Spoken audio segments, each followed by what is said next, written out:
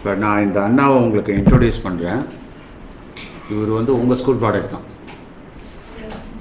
Okay, இவர் வந்து எப்படின்னா இவரோட பேக்ரவுண்ட் என்னன்னாக்கா, that is 8th 9th 10th எல்லாம் படிச்சுட்டு அப்புறம் 11th 12th அவங்க ஸ்கூலில் பண்ணியிருக்காரு. 10th டாப்பராக வந்திருக்காரு. அப்புறம் 12th முடித்தோன்னே பேர் சொல்லலையோ, அர்ஜுன் பாண்டியன்னு பேர், அருமையான பேர் இல்லையா? இவங்க வந்து என்னென்னா எம்எஸ்சி படிச்சிருக்காங்க, எம்எஸ்சி ஃபிசிக்ஸ் படிச்சிருக்காங்க. பட் இருந்தாலும் இவங்களுக்கு என்னென்னா ஒரு கோட்டிங்கில் ஒரு ஏதாவது சாதிக்கணும் அப்படின்ற ஒரு வெறித்தனமாக இருக்காங்க. அவர் ஃபர்தராக பிஹெச்டியும் பண்ணுவார். நானே அவருக்கு கைட் பண்ணுவேன், கவலைப்படாமல் நல்லா பண்ணலாம் அவர். ஓகே, அர்ஜுன் பாண்டியன், நீங்கள் உங்களுடைய அனுபவத்தை அப்படியே உங்களுக்கு என்ன தோணுதோ அப்படியே சொல்லுங்கள். நீங்கள் அவர்கிட்ட எந்த கேள்வியும் கேட்கலாம். அவருக்கு தெரிஞ்ச விஷயத்தெல்லாம் சொல்லுவார். நானும் இடையில கலந்துக்கிறேன். ஓகே, அர்ஜுன் பாண்டியன். எல்லாரும் தெரியுங்களா? இல்லை, லீவில் இருக்கீங்கன்னு நினைக்கிறேன். நானும் படிக்கிறீங்க, சூப்பர். ஃபஸ்ட் டைம் நான் ஒரு ஸ்கூலில் இல்லை, நிறைய ஸ்கூலும் மாறி மாறி போயிருக்கேன். 6th தான் எவரும் இல்லை, அந்த 6th to 10th. ஆக்சுவலி நல்லா விளையாடுவேன், படிக்க மாட்டேன். பேசிக்காக எனக்கு அந்த படிக்க டிஸ்டர்ப் இல்லை. 6th to 8th வரைக்கும் ஃபெயில் ஆகுவேன். படிக்கணும் ட்ரை பண்ணுவேன். ஃபிசிக்ஸ் புரியாது, கெமிஸ்ட்ரி புரியாது, மேக்ஸ் புரியாது. சரி, மார்க்கே வராது ஆக்சுவலி. ஆனால் என் ஃப்ரெண்ட்ஸ்லாம் ஒரு பேப்பர் தான் எழுதி கொடுப்பாங்க, ஸோ ஃபுல் மார்க் எடுப்பாங்க. அவ்வளோ படிப்பாங்க இங்கே. அப்போ ஏன்னா எனக்கு தெரியல, பசங்களெல்லாம் இருக்குது. பட் 8th அப்புறம் ஃப்ரெண்டுக்கு சொல்லிவிடுவேன், டவுட் கேட்பான், சொல்லிக் கொடுப்பேன். ஓகேவா? அப்போ ஆரம்பிச்சது தான். அப்போ தான் டாப்பர்னு எல்லாம் சொல்ல ஆரம்பிச்சது. 10th 10 points, 8th ஆல்மோஸ்ட் பிகேல தான் இருந்துச்சு மார்க். ஸோ அப்போலேருந்து 10th அப்புறம் மார்க்கை பற்றி கவலையே பட்டது. எனக்கு பிடிச்சது தான் பண்ணணும்னு ஆசைப்பட்டேன். அப்போ நான் 10th 11th முடிச்சேன். என்னோட எய்ம் வந்து ஆஸ்ட்ரோஃபிசிக்ஸ் தான். என்னோட எய்ம் ஆஸ்ட்ரோஃபிசிக்ஸில் சம்திங் பண்ணணுன்ட்டு. எதுக்கு ஆஸ்ட்ரோஃபிசிக்ஸ்னா அது பர்பஸ் இல்லை, பட் ஆனால் ஒரு எக்ஸ்ப்ளோரேஷன். ஃபிசிக்ஸ்னு வந்து சொல்கிறது எப்பயுமே எக்ஸ்ப்ளோரேஷன். உங்களுக்கு பிடிச்சது பண்ணுறது தான் ஃபிசிக்ஸை பொறுத்த வரைக்கும். பண்ண முடியாதுன்னு தான் சொல்லுவாங்க, பட் பண்ணுறது தானே எல்லாமே. ஸோ அப்படி தான் நான் ஆஸ்ட்ரோஃபிசிக்ஸ் யூஸ் பண்ணேன். 12th அப்புறம் ஃபிசிக்ஸ் படித்தா போதுன்ற ஒரு மைண்ட் செட்டில் இருந்தேன். ஃபிசிக்ஸ்லேருந்து 85 எடுத்தேன் 12th. சரி, வேலை மஸ்டர்டத்தில் படித்தேன். ஆக்சுவலி விஷயம் என்னன்னா, அதனால தான் நான் பிஎஸ்சி ஃபிசிக்ஸ் எடுத்தேன். எல்லாரும் சொன்னாங்க இன்ஜினியரிங் பண்ணலாமேன்ட்டு. ஏன்னா என் ஃப்ரெண்ட்ஸ் எல்லாருமே பார்த்தீங்கன்னா பாதி பேர் டாக்டர், பாதி பேர் டென்டல், அப்புறம் வந்து இன்ஜினியர்ஸ் தான். ஒரு 2-3 பேர் பயோடெக்னாலஜி எடுத்திருப்பாங்க, எம்எஸ்சி பயாலஜி பண்ணுவாங்க. நான் வந்து ஃபிசிக்ஸ் மைட் பி ரொம்ப போரிங்காக இருக்கும். சிம்பிளாக சொல்கிறேன், உங்களுக்கு பிடிச்சதை பண்ணுங்க எப்பயுமே. ஏன்னா யாரும் கேட்பான், ஏன் அதை பண்ணாதான் இது பண்ணுவாங்க. பட் நீங்கள் பிடிச்சதை பண்ணாதான் லைஃப்லாம் உங்களுக்கு பிடிச்ச மாதிரி நீங்கள் இருப்பீங்க. உங்களோட மைண்ட் செட் ஒன்ஸ் செட் ஆகிடுச்சு, எனக்கு தான் பிடிச்சிருக்குன்னா நீங்கள் வேறு எந்த இதுக்குமே ஷிஃப்ட் ஆக மாட்டீங்க. அதுதான் ப்ராப்ளம். நான் ஃபிசிக்ஸ் பண்ண பயாலஜி பண்ணணும்னு நினச்சேன் பார்த்தீங்கன்னா கஷ்டம், புரியாது பேசிக்காக. ஆனால் ட்ரெயின் பண்ணிட்டேன் பிரெயினில். இப்போ இந்த ஃபீல்டில் நான் எக்ஸ்ப்ளோர் பண்ணோம், ஸோ நிறைய கற்றுக்கணும் தான் சாரை மீட் பண்ணேன். எப்பயுமே ஃப்ரெண்ட்ஸு வந்து போயிட்டு வந்துட்டு தான் இருப்பாங்க, கண்டிப்பாக கான்ஸ்டன்டாக இருக்க மாட்டாங்க. ஒரு ஃப்ரெண்டுன்னு சொல்லும்போது உங்களோட தாட்ஸ் தான் உங்க கூட இருக்கும். ஓகேவா?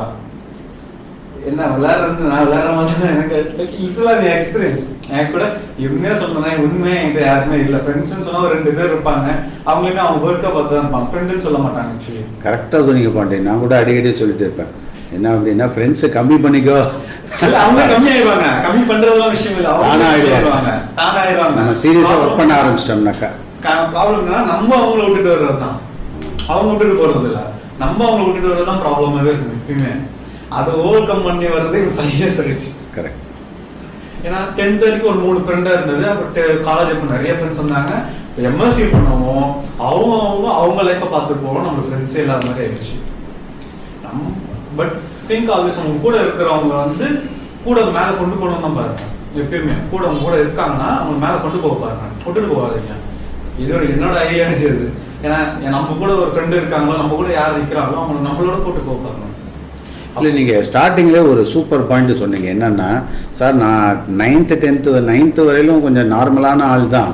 ஆனால் 10th எவனோ ஒருத்தன் 8th ஸ்டாண்டர்ட் மாட்டினான், அவனுக்கு நான் சொல்லிக் கொடுக்க போக நான் 10th டாப்பர் ஆகிட்டேன். இதோட சீக்ரெட் என்னன்னு நம்ம டிஸ்கஸ் பண்ணுவோம். என்ன சீக்ரெட் அது? ரொம்ப முக்கியம். நான் இந்த பசங்களுக்கு அடிக்கடி சொல்றது 10th முடிச்சுட்டு வந்து மார்க் ஷீட் குப்பை மாதிரி கேட்கறாங்க, எடுத்து பார்ப்போம். 3 mark sheet 8th 9th 10th EBC இருக்கும். அப்புறம் ஒரு 2 இடத்துல ஏ இருக்கும். 9th 10th பார்த்தா எல்லாமே ஏ1 இருக்கும். தமிழ்ல மட்டும் ஏ2 இருக்கும், தமிழ் வராது ஆக்சுவலி. அது என்னன்னா இந்த இலக்கியத்துல வந்து ரொம்ப மிஸ்டேக் பண்ணுவாங்க. நான் வேணும்னு மார்க் கம்மி விட்டுருவாங்க படிக்கு.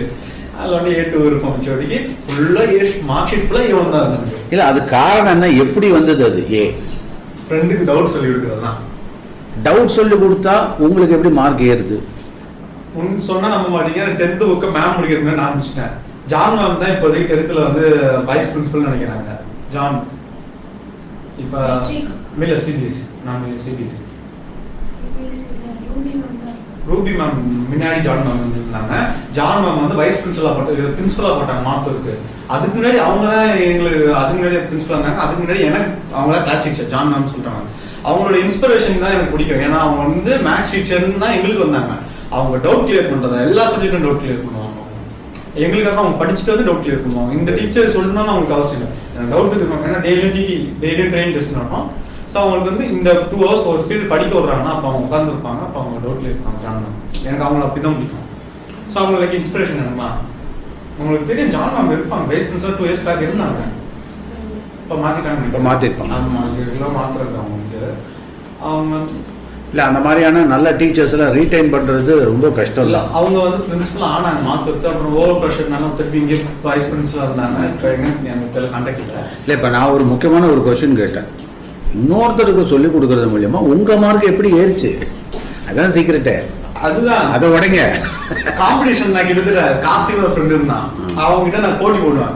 இந்த மேத்ஸ் புக்ல மேம் முடிக்கிறது முன்னாடி அவன் டாபிக் அவன் முடிச்சிருவான், இல்லை நான் முடிக்கிறேன். யாரு டாபிக் முடிக்கிறதா விஷயமே. இப்போ காம்படிட் பண்ணும்போது நாங்கள் டிஸ்கஸ் பண்ணுவோம். ஃப்ரெண்ட்ஸோட டிஸ்கஸ் பண்ணுவோம் டாபிக்கா. என் கூட ஹரிஷ் இருப்பான், யுகேஷ் இருப்பான். யுகேஷ் அதிகமாக படிக்க போனா, ஹரிஷ் நல்லா படிக்கிறான். ஆனா இன்னும் என் அளவுக்கு இன்வால்வ் பண்றேன். நான் ஃபோக்கஸ் பண்ணி இந்த ஒர்க் பண்ணிட்டே இருப்பேன். டவுட்னா அவன்கிட்ட கிளியர் பண்ணுவோம். ஸோ உடனே டவுட் கிளியர் பண்ணிப்போம். அது போகாது. இப்போ வந்து அதுலயே கொஞ்சம் பசங்க வந்து படிக்கவே மாட்டாங்க. அவங்களுக்கு வந்து பாஸ் ஆகுறதே கஷ்டம்னுவாங்க மேமே. அவன் வந்து என் கூட உட்காரணும், உட்காந்து சொல்லிக் கொடுறா அப்படின்வான். அப்ப நான் சொல்லிக் கொடுப்பேன், உங்களுக்கு சொல்லிக் கொடுப்பேன். அப்ப நான் ஒரு வாட்டி சொல்லிக் கொடுக்கல, 4 வாட்டி சொல்லிக் கொடுக்கல. அந்த எக்ஸசைஸை நீங்க எந்த விதத்துல தூக்கி போட்டாலும் எனக்கு சால்வ் பண்ணி கொடுப்பேன். எக்ஸலண்ட். அதாவது என்னன்னா இன்னொருத்தர் சொல்லிக் கொடுக்கறதுக்கு மூலியமா நாமளே ப்ரிப்பேர் பண்றோம், நம்மள அறியாம ரிவிஷன் பண்றோம். அதோட இல்லாம அந்த ரிட்டென்ஷன் நல்லா நிற்கும், மெமரி ரிட்டென்ஷன். கண்டிப்பா. இன்னொரு விஷயம் வந்து சயின்ஸ் அண்ட் மேத்ஸ், பிசிக்ஸ் 3 விஷயமே மக்கா படிக்கிற விஷயமே இல்லை. லைக் அது ஃப்ளோ ஆஃப் ரிவர். நீங்க தாட்ஸ் வந்து யோசிக்க ஆரம்பிச்சுங்களா, சொல்யூஷன் பார்த்தீங்கன்னா ஒன்று இதுவா இருக்கும் இல்லை அதுவா இருக்கும். ஒன்ஸ் அதுக்குள்ள போயிட்டீங்கன்னா அது இதுவா இருக்கும் அதுவா இருக்குமே தவிர ஸ்ட்ரைட் பார்த்தா இருக்கவே இருக்காது. ஸோ கொஸ்டினை பார்த்தாலே தெரியும் இந்த ஸ்டெப்பு தான் வரும். உங்களுக்கு ஐடியா வந்துருச்சுன்னா உடனே நீங்கள் சால்வ் பண்ணுங்க. கம்ப்யூட்டர் அப்படிதான் ஒர்க் ஆகும். ஓகேவா, திஸ் ஆர் தட் முடிஞ்சு போச்சு. நீங்க அப்படியே மக்கா படிச்சுட்டு உட்காரணும்னு நினைச்சீங்கன்னா கொஸ்டின் அதே கொஸ்டினா தான் இருக்கும், நம்பர்ஸ் வேறமா இருக்கும், ஆனால் ரிசல்ட் வேறமா இருக்கும். சொல்யூஷன் வந்து வேற மாறிடும். அதனால நீங்க வந்து பிசிக்ஸ் அண்ட் மேத்ஸ் வந்து மக்கா படிக்கிற பழக்கத்தை விட்டுருங்க, புரிஞ்சுக்கோங்க. ஓகே, பிசிக்ஸ் நாங்கள் இது வரைக்கும் நீங்க தியரிட்டிக்கலாக சொல்லுங்கன்னு, ஆனால் ப்ராக்டிக்கலாக தான் பார்க்க முடியும் பிசிக்ஸ் பொறுத்த வரைக்கும். ஸோ லைக் இமேஜின் பண்ணிக்கோங்க. மேக்ஸிமே இமேஜின் பண்ணலாம். ஏன் சொல்றேன்னா நீங்கள் 10th 11th 12th மேத்ஸ் ஃபிசிக்ஸை வந்து நல்லா படித்து உங்களுக்கு வந்து ஃப்ளோவாக வருதுன்னு வச்சுக்கோங்க. ஃபியூச்சரில் உங்களுக்கு ப்ராப்ளம்ஸ் வந்து செம்ம ஈஸியாக இருக்கும். ப்ராப்ளம் அவ்வளோ ஈஸியாக சால்வ் பண்ணுவீங்க நீங்கள் இந்த 3 விஷயம் பண்ணிட்டீங்கன்னா. ஏன்னா ப்ராக்டிக்கலாக நடக்கிற விஷயம் ஃபிசிக்ஸ் அண்ட் மேத்ஸ். உங்கள் பிரெயின் அதுக்கு ஏற்ற மாதிரி செட் ஆகிடும். சொன்னல நம்மளுக்கு பிடிச்சதை நம்ம பண்ணோம்னா நம்ம பிரெயின் அதுக்கு மாதிரி செட் ஆகிடும். ஸோ ஃபியூச்சரில் நீங்கள் யோசிக்கிறது செம்ம ஃப்ளோவாக யோசிக்கலாம். உங்கள் தாட்ஸ் அப்படி இருக்கும். ஸ்டோரி டெல்லிங்லாம் சிம்பிளாக தூங்குறது தான் செய்யும். இது ப்ராப்ளம் சால்விங் பண்ணுறதுக்கு 2 தான் யூஸ்ஃபுல்லாக இருக்குங்க. என்னதான் பண்ணுங்க, பட் ஆனால் ஒன்று தான் நம்ம அந்த க்ரோத் இருக்கிற பீரியட்ல எக்ஸ்ப்ளோர் பண்ணிடணும். எல்லாத்தையும் கன்ஸ்டெயின் பண்ணிக்காதீங்க. எதையும் இதுதான் படிக்கணும் இதுதான் படிக்கணும் இல்லை, பேஜை திருப்புங்க, புக்கை திருப்புங்க. என்கிட்ட 5 புக்கு இருக்கும் ஃபிசிக்ஸ் மட்டும். கொஸ்டின் 10th ஜேஇ படிக்கிறதுக்கு இப்போ கூட வீட்டில் கிடக்கு. யூனிவர்சிட்டி ஃபிசிக்ஸு ஆலின் டிஸ்க்கு வந்து 4 காப்பி வச்சிருக்கேன். ஆலின் டிஸ்க் 2 செட்டு, மொத்தம் 4 புக்கு இருக்கு. 2 பார்ட் 1 பார்ட் 2. அது ஏன் வச்சிருக்கேன் எனக்கு இன்னுமே தெரியாது. பட் ஆனால் பேஜஸ் எல்லாமே தெரிஞ்சு இருப்பேன். Basically you love physics. அது ஒரு எக்ஸ்ப்ளோர் ஃபிசிக்ஸ் தெரிய ஆரம்பிச்சுன்னா இன்னும் தெரிய ஆரம்பிச்சிருது. என்ன ஒரு விஷயம் தெரிஞ்சா மறந்து போயிடும். அதுதான் அதெல்லாம் கவலைப்படாதீங்க, மறந்தா மறந்துட்டு போட்டோம். ஏன்னா பிஹெச்டி வந்துருச்சு வச்சுக்கோங்கள, பர்டிகுலராக இது மட்டும் தான் தேவைப்படும். எதுவுமே தேவைப்படும். 4 பேஜ் தான் இருக்கும் அந்த புக்கில், அதை தான் உங்களுக்கு யூஸ் பண்ணுவீங்க பிஹெச்டி சொல்ல. அப்படிதான் இருக்கும் பிஹெச்டி எப்பயுமே. பட் என்ன ஒரு விஷயம்னா அந்த டாபிக்ல பக்கமாக இருக்கும். நம்ம அதுவும் பண்ண முடியாது.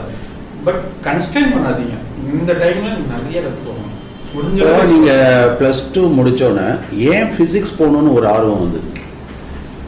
ஆஸ்ட்ரோஃபிசிக்ஸ் ஈஸியான வழி இதுதான். இன்ஜினியரிங் பண்ணலாம், அது வந்து ஒரு ப்ராஃபிட்டபுளான வே. பட் இன்ஜினியரிங் வந்து ஒரு ப்ரீமியம் இன்ஸ்டியூட்டில் கிடைக்கிறதுங்கிறது கொஞ்சம் ப்ரீமியம், காஸ்ட்லி வேறு, காஸ்ட் ஆஃப் எஜுகேஷன். இன்னொன்று வந்து அம்மானால அதை அஃபோர்ட் பண்ண முடியாது பார்ட் ஆஃப் டைமில். ஸோ உங்களுக்கு பேசிக் ரீசன் வந்து அஃபோர்டபிலிட்டி தான் கிட்டத்தட்ட வச்சுக்கலாம். கிட்டத்தட்ட மற்றபடி ஃபிசிக்ஸ்னாக்கா அப்படியே படிச்சுட்டு அந்த ரூட்டில் வந்துடலாம் அப்படிங்கிற. ஆமாம், இன்ஜினியரிங் எடுத்துட்டோம்னா அது ப்ராக்டிக்கலாக பார்க்குற ஒரு விஷயம், தியரிட்டிக்கலாக பார்க்க முடியாது. அவங்க சொல்யூஷன் எல்லாமே ப்ராக்டிக்கல் தான். இன்ஜினியர்ஸ் பொறுத்தவரைக்கும் தியரிட்டிக்கல் நாங்கள் சால்வ் பண்ணுற ஒரு ப்ராப்ளம் தான் அவங்களுக்கு ப்ராக்டிக்கலாக இல்லை. மிந்தியெல்லாம் கூட பார்த்தீங்கன்னா ஈவன் அப்துல் கலாம் லெவலில் கூட பார்த்தோன்னா அவங்கெல்லாம் டைரெக்டாக இன்ஜினியரிங் அப்படிலாம் போகவே இல்லை. அவங்களாம் செல்ஃப் ஸ்டடி, அவங்களாம் ஃபிசிக்ஸ் படிச்சுட்டு அதுக்கப்புறம் குரோம்பேட்டில் எம்ஐடி, அந்த காலத்தில் வந்து டிஎம்ஐடி, இப்போ என்னோட பிரதர்லாம் கூட பார்த்தீங்கன்னா டிஎம்ஐடி தான். அதை படிச்சுட்டு அதுக்கப்புறம் எம்டெக் படிச்சுட்டு அவங்க பிஹெச்டி அந்த ரேஞ்சில் போயிட்டாங்க. ஸோ அதனால் ரூட்டு வந்து நிறைய வழிகள் இருக்குது. என்ன இந்த வழி கிடைக்கலன்றதுக்காக நம்ம போய் தொய்வடையக்கூடாது. எண்டில் வந்து இப்போ நிறைய ஸ்டூடெண்ட்ஸ் என்ன பண்ணுவாங்கன்னாக்கா பிடெக் கிடைக்கல அப்படின்ட்டு ரொம்ப தொய்வாக போயிடுவாங்க. ஆனால் பிஎஸ்சி படிச்சுட்டு எம்எஸ்சி படிச்சுட்டு கேட் எழுதிட்டு எம்டெக் ஸ்ட்ரைட்டாக போகலாம். ஆமாம், அதே ஐஐடியில் போகலாம். அதனால் என்னென்னா தட் இஸ் நீங்கள் எந்த கடைசியில் எங்கே போய் நிற்கிறீங்கிறது தான் முக்கியம். அதுக்கான ஸ்ட்ராட்டஜியை நீங்கள் கரெக்டாக ஒர்க் அவுட் பண்ணிக்கணும். ஓகே, உனக்கு என்ன பிடிச்சிருக்கோ அதுதான் படிக்கணும். ஊரில் பிடிச்சிருக்கல நீ படிக்கணும்னு அவசியமே கிடையாது. இல்லை லிட்டரலா என் தம்பி இல்லை சொன்னேன், உனக்கு என்ன பிடிச்சிக்கிறா பே பண்ணுறது. நான் இப்போ நான் சம்பாதிக்கிறேன், ஆக்சுவலி நான் சம்பாதிக்கிறேன் வீட்டுக்கு, நான் பே பண்ணுறேன், நீ என்ன பிடிக்கிற இன்ஜினியரிங் பண்ணுறியா பண்ணு அப்படின்னு. அவன் இல்லை, ஃப்ரெண்ட்ஸ்லாம் ஃப்ரெண்டு இப்படி சொல்லிட்டான் இன்ஜினியரிங் படிக்கிறது வேலையே இல்லைன்ட்டு, ஏன்னா அவன் இன்ஜினியரிங் படிக்கிறான் வேலை வந்துடுறான். ஸோ அந்த கான்செப்ட் அவன் போயிட்டான். ஸோ அவன் கடைசியில் வந்து பயோடெக்னாலஜி வந்து இது அட்வான்ஸ் ஜுவாலஜி பயோடெக்னாலஜி பண்ணுறேன்ட்டான். சரி, ஓகே, அவனுக்கு வேணும்னா சீட் அந்த இது பண்ணியாச்சு.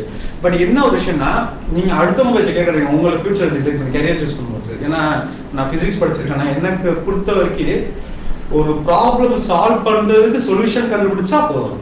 இன்ஜினியர்ஸ் நிறைய பேர் இருக்காங்க, அவங்களுக்கு அந்த வேலையை கொடுப்போமே. என்ன பண்ணணும்னு சொன்னா அவங்க செய்ய போறாங்க, ஆனா என்ன பண்ணணும்னு சொல்லணும்னு ஒரு விஷயம் இருக்குது இல்ல, அது ஒரு பிசிக்ஸ்னால தான் முடியும் பேசிக்காக. அதாவது யூஸ்வலாக நான் அடிக்கடி சொல்லுவேன், சயின்ஸ், இன்ஜினியரிங், டெக்னாலஜி மூணுத்துக்கும் என்ன டிஃப்ரென்ஸ்னா, science that deals with the principles, laws etcetera இல்லையா. வேரஸ் இன்ஜினியரிங் அப்படிங்கிறது it describes designs, it is the study of designs. மற்றபடி டெக்னாலஜி அப்படிங்கிறது என்னன்னாக்கா it is going to be applied, where it is going to be applied. So application இந்த சொசைட்டிக்கு என்ன apply ஆகணும் அப்படிங்கிறது தான் டெக்னாலஜி. இப்போ என்ன ஆகிப்போச்சு, இந்த டெக்னாலஜி மறுபடியும் ரிட்டர்னில் வருது. எங்கே நம்ம இப்போ எது சொல்கிறதா இருந்தாலும் எப்படி சொல்கிறோம், டேட்டா சயின்ஸு, கம்ப்யூட்டர் சயின்ஸு அப்படின்னு சயின்ஸுக்கு மறுபடியும் வருது. இந்த ஃபேஷன் கோஸ் பேக் அப்படின்பாங்க. இப்போ உள்ளதில் என்ன அப்படின்னாக்கா கோர், நீ எந்த சப்ஜெக்டாக இருந்தாலும் கோர் அது ரொம்ப முக்கியம்.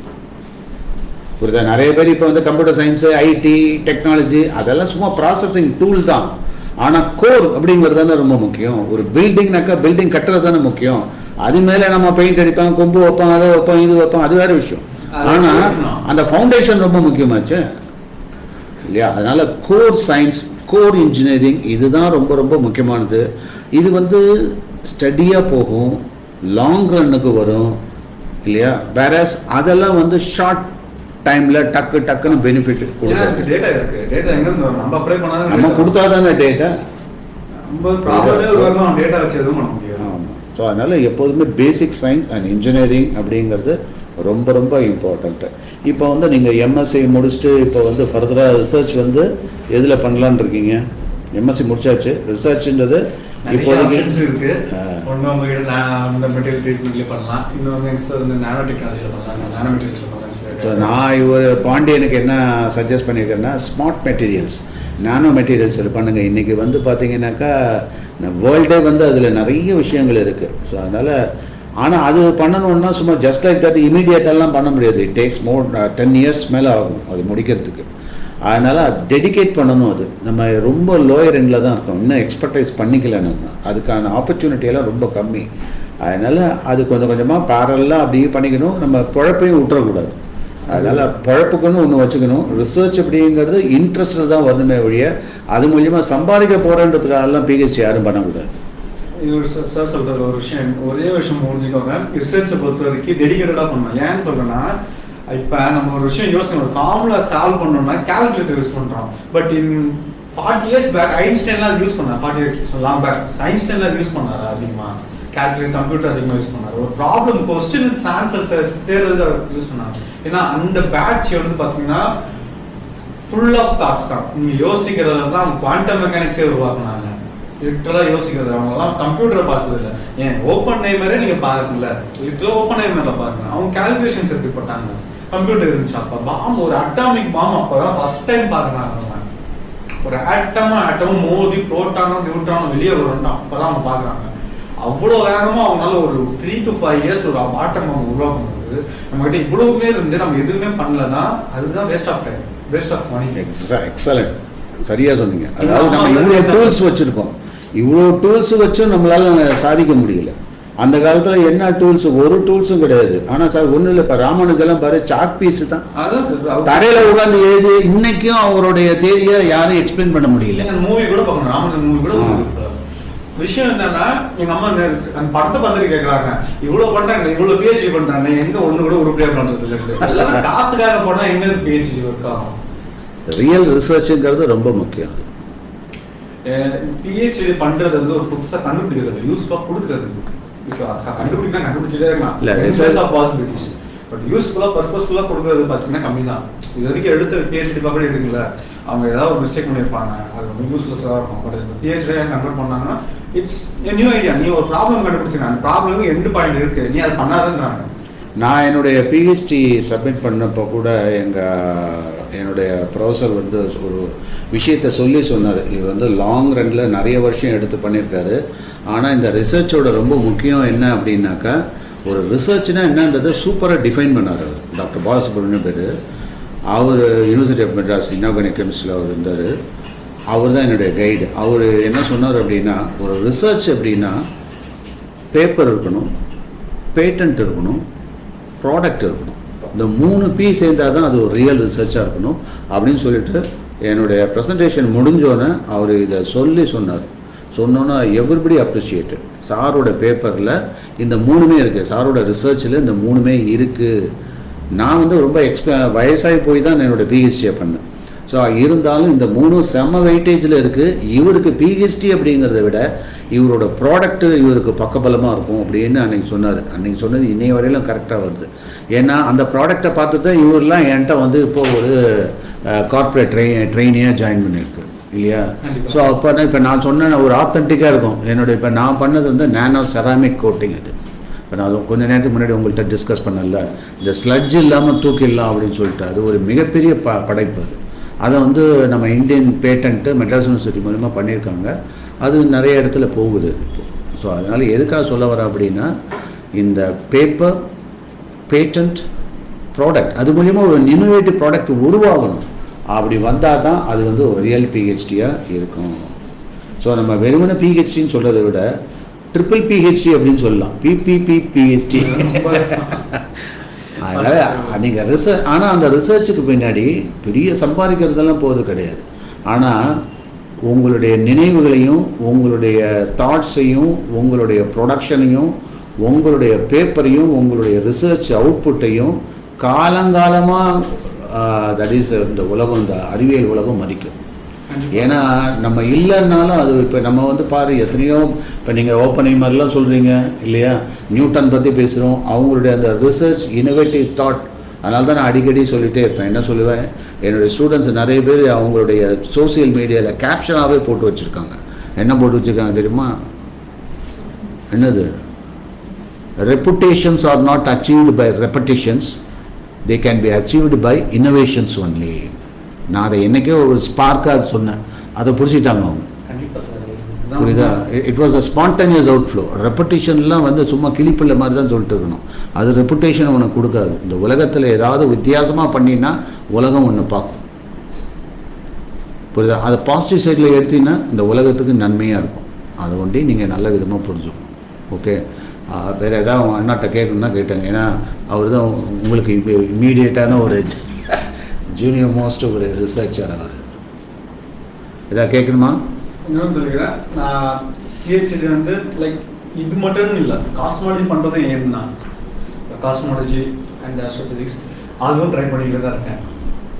இதான் வெரைட்டியாக ட்ரை பண்ணலாம், பட் ஏதாவது ஒரு ஃபீல்டாக ஃபோக்கஸ் பண்ணலாம். அதான் ஃபீல்டில் ஃபோக்கஸ் பண்ணால் சக்ஸஸ்ஃபுல்லாக இருக்கும்.